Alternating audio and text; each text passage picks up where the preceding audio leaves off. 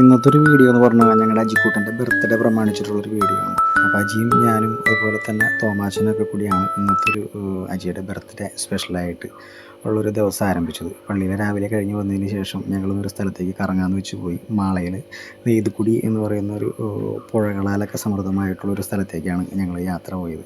അപ്പോൾ വേറെ ഒന്നുമല്ല, പോകുന്ന വഴിയിൽ നമ്മുടെ മാള സെൻറ്റ് ആൻഡ്രീസ് സ്കൂളിൻ്റെ സൈഡിലായിട്ട് നെയ്തുകുടി പോകുന്ന വഴിക്ക് അന്തോണിച്ചാൻ്റെ ചായക്കട എന്നാണ് അറിയപ്പെടുന്നത്. പണ്ട് ഞങ്ങളുടെയൊക്കെ കുട്ടിക്കാലത്ത് അതൊരു ഓല മേഞ്ഞ ഒരു പഴയ ചായക്കടയായിരുന്നു. ഇപ്പോൾ ഒരു വാർക്ക കെട്ടിടമൊക്കെ ആക്കിയിട്ടുണ്ട്. അപ്പോൾ അവിടെ ഒരു ചായ കുടിക്കുന്ന മെയിൻ സ്പോട്ടാണ്. അങ്ങനെ അന്തോണിച്ചേട്ടൻ്റെ കടയിലെ ചായ കുടിയൊക്കെ കഴിഞ്ഞ് ഞങ്ങൾ നേരെ നെയ്തുകുടി ലക്ഷ്യമാക്കിയിട്ട് പോയി. നെയ്തുകുടിയിലെത്തി.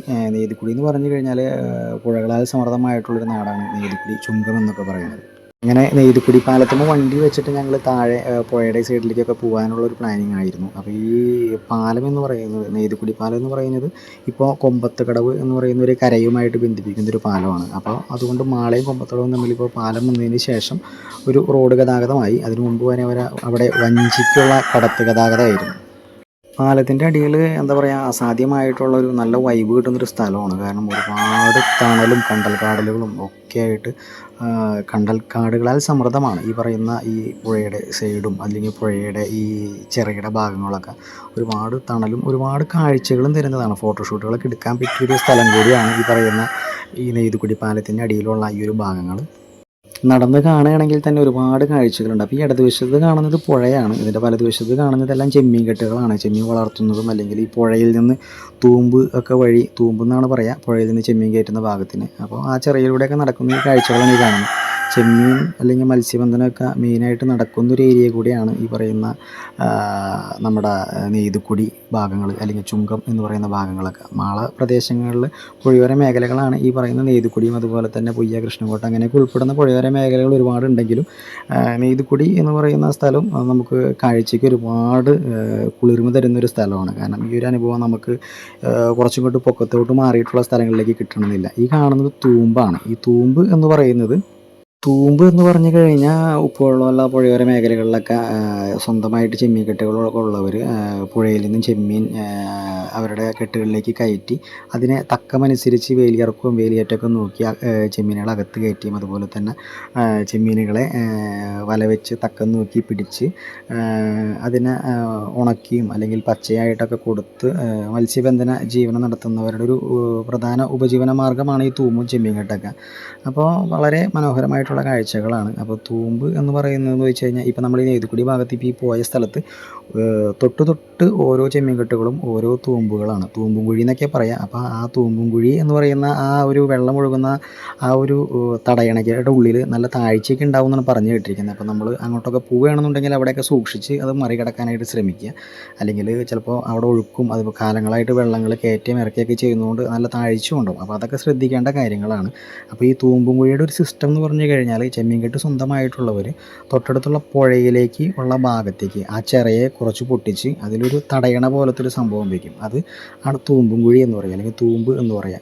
അപ്പോൾ വേലിയേറ്റ സമയത്ത് അല്ലെങ്കിൽ തക്കമനുസരിച്ചിട്ട് വേലിയേറ്റ സമയത്ത് ഈ തൂമ്പ് വഴി ഈ പുഴയിലെ വെള്ളം ഈ ചെമ്മീൻകെട്ടിൻ്റെ ഉടമസ്ഥർ നേരെ അവരുടെ കെട്ടുകളിലേക്ക് കടത്തിവിടും. അപ്പോൾ കെട്ടുകളിലേക്ക് കടത്തിവിടുമ്പോൾ അതുവഴി മീനുകളും ചെമ്മീനുകളൊക്കെ ഈ കെട്ടുകളിലേക്ക് പ്രവേശിക്കും.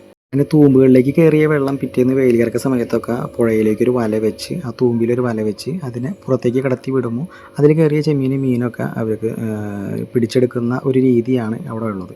അപ്പോൾ ഓരോ തൂമ്പിൻ്റെ അടുത്തും ഇതുപോലെ ഒരു കാവൽമാടങ്ങളുണ്ടാവും. അതിലൊക്കെ ആൾക്കാർ താമസിക്കും.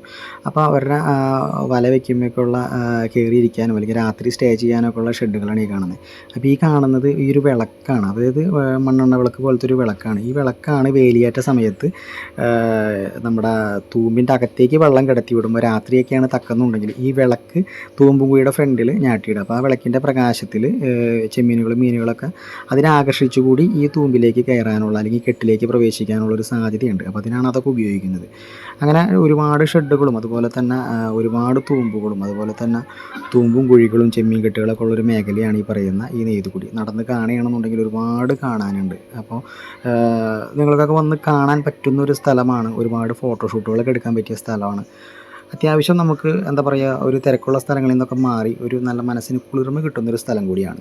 അപ്പോൾ ഈ നെയ്തുക്കുടി എന്ന് പറയുന്ന സ്ഥലം ഒരുപാട് കാണാനുണ്ട്. ചെമ്മീൻകെട്ടുകൾ തന്നെ നടന്ന് കാണാനും അതിനെക്കുറിച്ചൊക്കെ അറിയാനൊക്കെ നമുക്കൊരു സാധ്യത കൂടിയുള്ള ഒരു സ്ഥലമാണ് ഈ നെയ്തുക്കുടി എന്ന് പറയുന്നത്. ഏക്കർ കണക്കിന് ചെമ്മീൻകെട്ടുകളാണ് അതിന് തൊട്ട് മുന്നിലൂടെ ഒഴുകുന്നത്. ചരിത്ര പ്രധാനമായിട്ടുള്ള പണ്ട് കാലങ്ങളിലെ ചരിത്രത്തിൽ ഒരുപാട് സ്ഥാനം വഹിച്ചിട്ടുള്ള ഒരു പുഴയൊക്കെയാണ് അതിൻ്റെ സൈഡിലൂടെ ഒഴുകുന്നത്. ഒരുപക്ഷെ ഇതിനുള്ളിലുള്ള കാഴ്ചകളൊന്നും ഒരുപാട് പേരൊക്കെ അറിയാതെ പോകുന്നുണ്ട്. എല്ലാവരും പുറമെ വന്ന് ആ പുഴ ആസ്വദിച്ച് പോകാറുള്ളൂ. ഉള്ളിലേക്ക് പോയി കഴിഞ്ഞാൽ ഇങ്ങനെ ചെമ്മീനുകളും ചെമ്മീൻകെട്ടുകളൊക്കെ ഒരുപാടുണ്ട്. അപ്പോൾ അതൊക്കെ കണ്ട് ഞങ്ങളിങ്ങനെ ഇന്ന് ആസ്വദിച്ച് നടന്നു. അപ്പോൾ അതിൻ്റെ ഇടയിലും എൻ്റെ കണ്ണുടക്കിയത് നമ്മുടെ ക്രേഫിഷിൻ്റെ ഫാമിലേക്കുള്ള കുറച്ച് ചെടികളൊക്കെ അവിടെ കണ്ടപ്പോൾ അതൊക്കെ വീട്ടിൽ കൊണ്ടുവന്ന് അതിൻ്റെ ഇടയിൽ പ്ലാന്റ് ചെയ്യാന്നുള്ള ഒരു രീതിയായിരുന്നു. അപ്പോൾ നോക്കിയപ്പോൾ ഒരു നല്ല അടിപൊളി ചെടി, ഒരു ബോൺസായി ഇനത്തിൽ പെടുന്ന ഒരു കണ്ടൽക്കാടൊക്കെ തന്നെയാണ്. കണ്ട നല്ല കാഴ്ചയ്ക്ക് ഒരു മനോഹാരിത തരുന്നൊരു ചെടിയാണ്. ഇതുപോലത്തെ ഒരുപാട് ചെടികൾ അവിടെ കാണാനുണ്ട് കേട്ടോ. അപ്പോൾ ഇതൊരു വെറൈറ്റി ആയിട്ട് തോന്നിയിട്ടുണ്ട്. അപ്പോൾ ഇതൊക്കെ ഈ കണ്ടൽക്കാട് വകുപ്പിൽ പെടുന്ന ചെടികളൊക്കെയാണ്. എങ്കിലും മനോഹരമാണ് അവിടുത്തെ കാഴ്ചകൾ, ഓരോ കാഴ്ചകളും. ഇതൊക്കെ അവിടേക്ക് നടന്നു വരുന്ന വഴികളാണ്. ചുറ്റിനും കണ്ടൽ പന്തലുകളാണ്.